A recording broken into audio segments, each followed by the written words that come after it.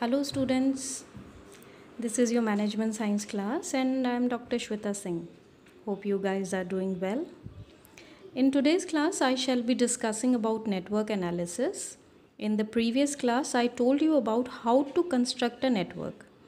Today we will move a step further and learn how to analyze the network. And also to calculate earliest start time, earliest finish time, latest start time, latest finish time, and determine critical path. I provided you the pic of the example that I shall be discussing here to calculate earliest start time, earliest finish time, critical path, etc. Please refer to it and build the network. I hope you can build the network on your own. After you have constructed the network, it will look like this.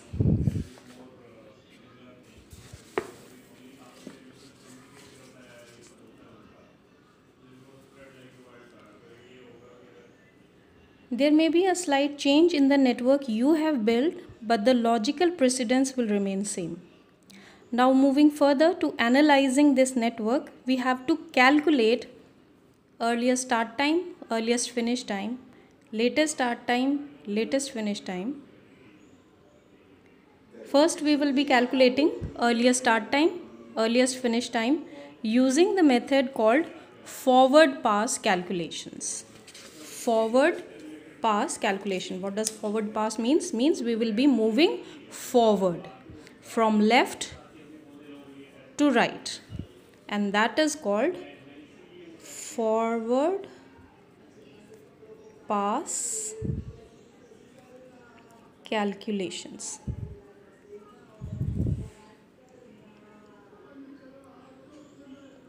Now what is meant by earliest start time? This is the earliest time at which an activity can be started, while earliest finish time is the earliest to earliest time at which an activity is completed. Okay, like I have built the network, you can see, and these are the activities A, B, C, D, E, F, G.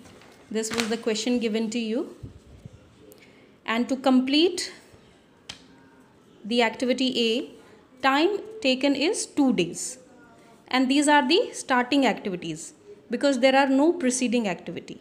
Okay, so A, B, C, these are the starting activities with the completion time. Duration is 2 for A, 7 for B, and 8 for C. So A requires 2 days to get completed, B requires 7 days, C requires 8 days, and so on. Now same thing is shown in the network also.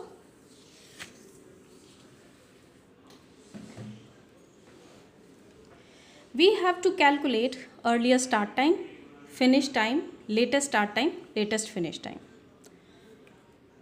And this is how we have to write it. So we will be calculating first and then writing these values in the diagram only, in the network only. So separately we don't have to write it. We have to write it in the network, and that's why we need to make a very neat network so that the values are visible clearly. So we'll start with the earliest start time of activity A. Because these 3 activities are the initial activities, so they can be started at 0 time period. Okay. So for the activity A, earliest start time will be 0. Similarly for B also, earliest start time is 0. For C also, earliest start time is 0. Now what will be the earliest finish time for A? It is started on 0 time period and it requires 2 days to get completed. So when will it be finished? On the second day. So 0 plus 2. So we add the duration in the earliest start time to get earliest finish time. So this will be, the value will be 2. Similarly for B, the value of earliest finish time will be 7. Yes, because 0 is the earliest start time and the duration of the activity is 7. 0 plus 7 7 will be the finishing time, earliest finishing time. For C, earliest finish time will be 0 plus 8, 8. Okay. Now, next we will calculate the earliest finish time and start time for activity D, or you can calculate for E, G, F and H. But we cannot calculate the earliest start time for the activity K or I. Why? Because these values are not calculated yet. So we cannot straight away jump to any activity. There has to be a logical way of calculating these values, because we will be moving from left to right. So directly we cannot jump to any random activity. So now we move to the next one, that is D. For D, earliest start time is 2. Why 2? The earliest finish time of A. D can only be started when A is completed, and A gets completed early to early on second day. So early to early, D can be started at the time period 2. So what will be the finish time? Finish time will be 2 plus 3, that is 5. We will calculate next for activity E. The earliest start time for activity E is 7 and finish time will be 7 plus 6, 13. For G, earliest start time is 7 and earliest finish time will be 7 plus 4, 11. For F, earliest start time will be 7. For these three activities, earliest start time is 7. Why? Because the preceding activity is B only. There is only one preceding activity, B, and the earliest finish time of B is 7. So earliest start time of these three activities is 7. But earliest finish time of these three activities is different, because the duration of the activity completing time is different. So 7 plus 10, this becomes 17. For H, earliest start time is 8 and finishing time will be 8 plus 6, 14. Now see, in case of I activity can be started only when D as well as E, both activities are complete. Okay. So the earliest start time of activity I cannot be 5, because on 5th day this activity is not complete. It gets completed on 13th day. So this activity can only start when both the activities are complete. So both the activities will be completed on which day? 13th day. So it will be starting on 13th and it will finish on 13 plus 2, that is 15. It will finish, earliest finish time will be 15. For K, again we have to see that these two activities needs to get completed. This activity is completing on 11th day while this is completing on 15th day. So K can start only on 15th. And it will finish on 15 plus 6, that is 21. For J, similarly, the starting times are, the finishing time for the preceding activities is 17 and 14. The highest of these is 17. So we will write here 17. J can only start when activity F is complete and it completes on 17th day. So here we will write 17 and it will be completed on 17 plus 5, 22th day. 22nd day को ये खत्म होगा and in fact the whole project will get completed on 22nd day. These are the last two activities. K activity finishes on 21st, but J activity finishes on 22nd. So the projects get completed on 22nd day. So it requires 22 days for the project to get completed. So this is how we calculate earliest start time and finish time of all the activities. Now we will have to calculate latest start time and finish times. How that is calculated? That is calculated using backward pass calculations. They are also very simple, similar to forward pass, but now we will be moving backwards. That is from 8 to we will come back to 1. Now just like the starting activity had similar earlier start time, now the ending activities have same latest finish times, and latest to latest this project get completed on 22nd day. So latest finish time of the last two activities is 22. So what will be the latest starting time?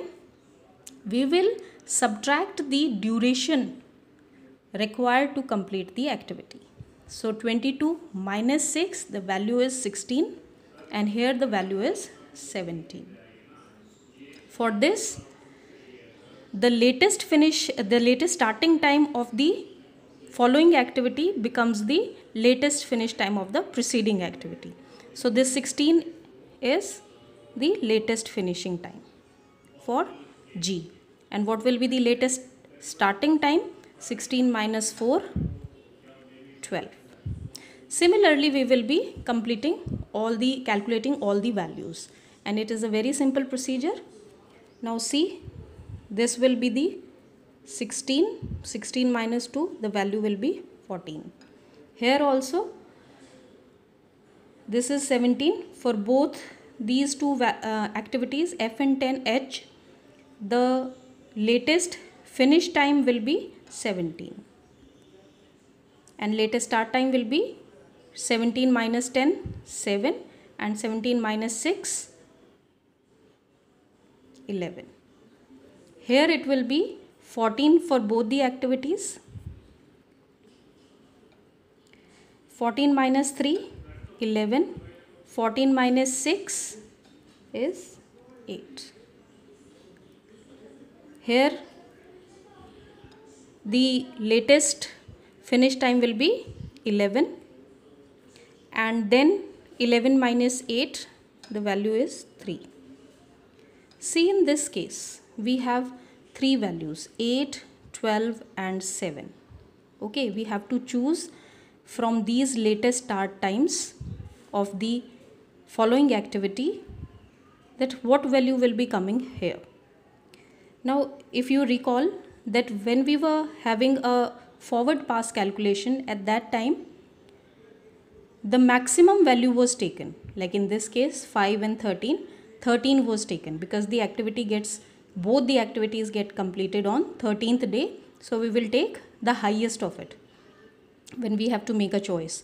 Now here we have to again make a choice, but in case of backward pass calculation we take the least of the choices available. So we have three choices available, 8, 12 and 7. We will choose the least value, which is 7. So we will write 7. And 7 minus 7 is 0. Here in case of activity A, we don't have any choice. We have only one value, 11. And 11 minus 2, 9. So 9 is the latest start time and 11 is the latest finish time. So this is how we have calculated all the values, latest start time, finish times, earlier start time, finish times. The third question that is asked is that we have to find the critical path also. Critical path is that path where we have critical activities, those activities which cannot be delayed for a single second, otherwise the whole project gets delayed. So that path, how we will determine, where the values of earlier start time and finish time are same. Earlier start time, finish time is same as latest start time and finish time. Okay, so the values above the arrow as well as below the arrow are same. So this path is critical path. 1, 3, this activity is critical. Again, this activity is critical, and then this activity is critical. And when we join these activities, that becomes a path. So to reach from 1 to 8, 1 to 3, 3 to 6, 6 to 8, this path is very critical, because here latest start time, finish time, earlier start time, finish time, they are same. As you can say in the rest of the diagram, rest of the network, the values are not same. Okay, so those activities, they are not critical activities. This also brings us to another concept, that is float. Means these activities which are critical activities, they do not have any float. And what is meant by float, that we will discuss in our next class. Hope whatever we have discussed in this class is clear to you. And if there is any query, then you can ask by messaging me. Okay, that's it for today, guys. Have a nice day.